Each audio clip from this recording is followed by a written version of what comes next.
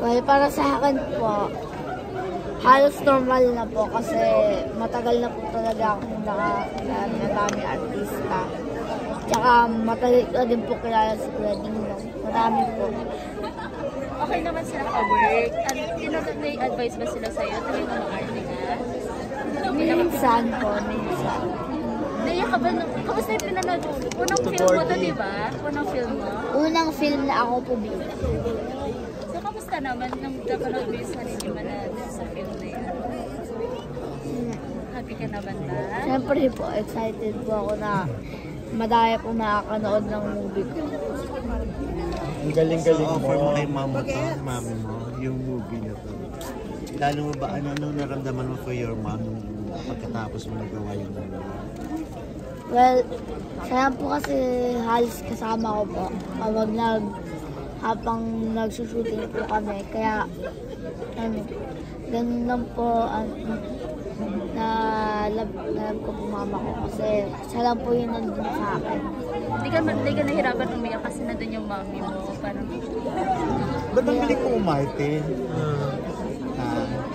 Nasanay na po kasi ako. Hindi pa nga po yun yung pinaka-ano ko. Wow! May bubuga pa! Bubugitin ka pa doon. May kinal po dyan.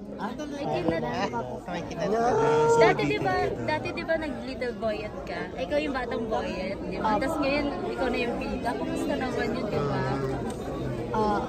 Nahanda po kasi ngayon marami po nakakilala po sa akin. Mas parang na-doble po. Tingin mo, magkaka-award ka dahil sa pelikula na ito? Sa tingin ko po. Wow, that's the attitude. Diba? I-manifest natin yan kasi deserve mo naman talaga. Ang galing mo. Picture mo na yun. Picture din. Tsaka Yuen, may question ako. Nung nakita mo na parang pinalakpakan ka ng mga tao, di ba? Tapos naiyak sila sa'yo, ganyan. Ano, kamusta naman? Ano yung na-overwhelm ko? Alam mo po pakalong.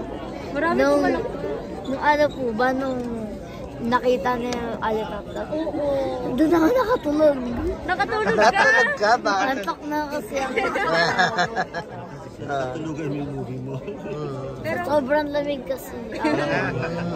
Pero kumusta si, at ang tawag ka Alessandra, kumusta siyang katrabaho?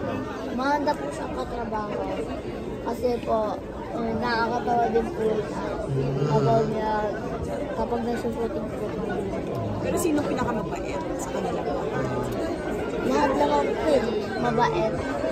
Pati po buong cast. Sila po yung parang